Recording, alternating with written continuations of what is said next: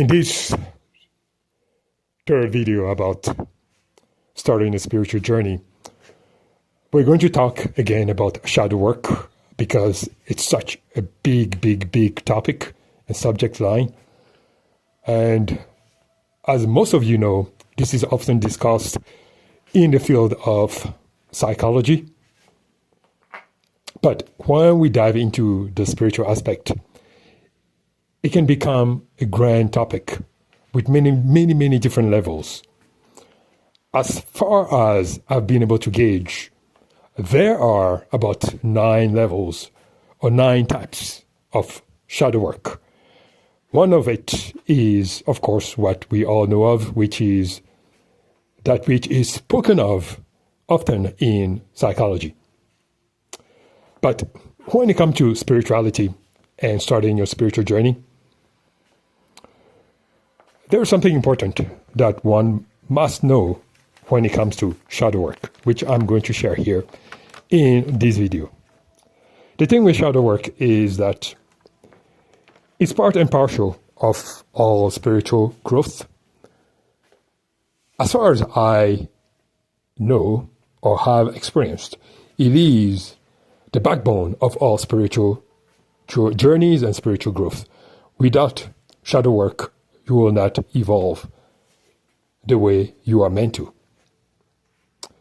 And of course, as such, you become prey to things that are not meant for you, or you're not able to handle, or you may be manipulated into certain things that are not right for you. So shadow work is incredibly important, as I've said in the previous video.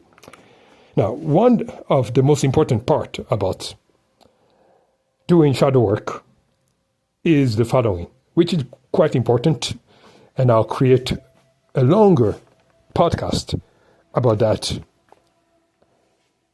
in the future, sooner than later, I hope. But that important aspect is the following. Part of the shadow work from a spiritual sense is about decoupling the survival mind delusions about reality. Because the survival mind has a great deal of delusions about reality because functionally it holds a great deal of trauma and fragmentation within it, and try to manage it the best it can in a way that you don't have to deal with it and function in physical reality the best way you can. So as a result, it can harbor a great deal of delusions about physical reality itself. And when ungrounded, unhealed, or untouched, then it becomes the phenomenon or the mental dispositions that psychologists call the mental illnesses of psychopathy, narcissism, sociopathy, and so on and so forth, which from a spiritual sense I call emotional fragmentations and survival mind fragmentations from a spiritual functional sense. So this is one of the main importance of shadow work from a spiritual sense, is enabling or working with the survival mind to remove or heal some of the delusions that he has about physical reality. Some of that delusion permeate into the aspect of the ego, which we'll talk about from a spiritual sense in the later episodes. Part of that helping the survival mind decoupling from the delusions is also to free the emotional mind or the mammalian brain to do its job. Because one of the problems that as human beings we encounter often, that is our blind spot.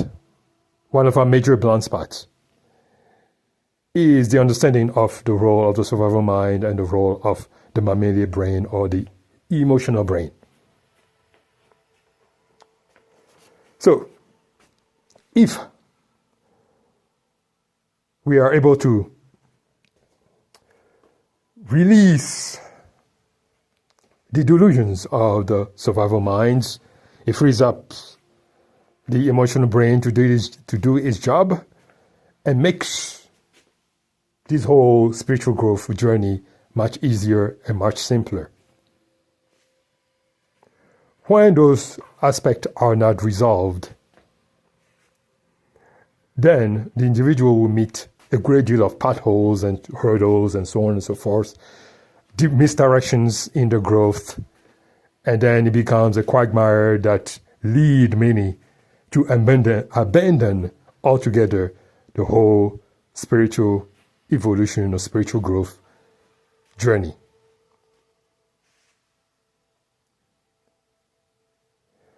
So, what can you do about it?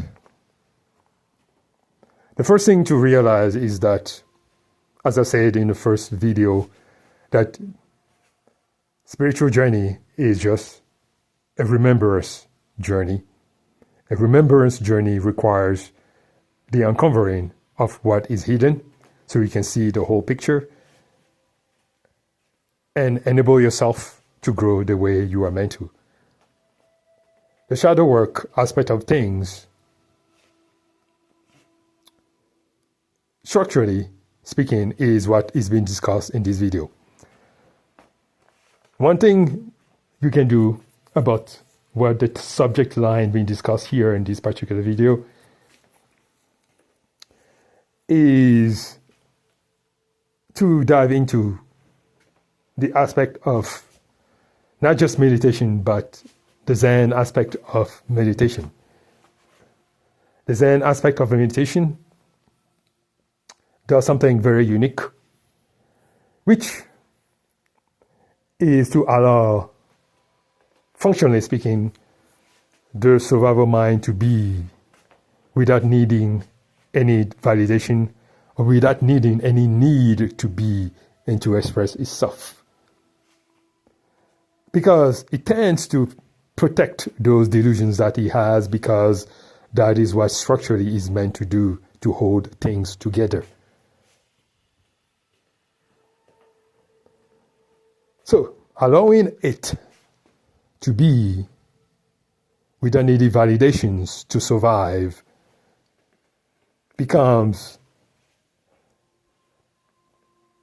the open door to allowing you to step into communion with it and creating that space to be. So, this marks the end of this video on shadow work and one of the functional aspects of shadow work in terms of starting a spiritual journey. I hope that this video offers you a grounding understanding of your spiritual journey and to understand the grounding belief systems that must be in place in order to take that journey in a way that is expansional instead of regressive or fragmented. Thanks so much for this communion, and until next time, take care and blessings. Bye-bye.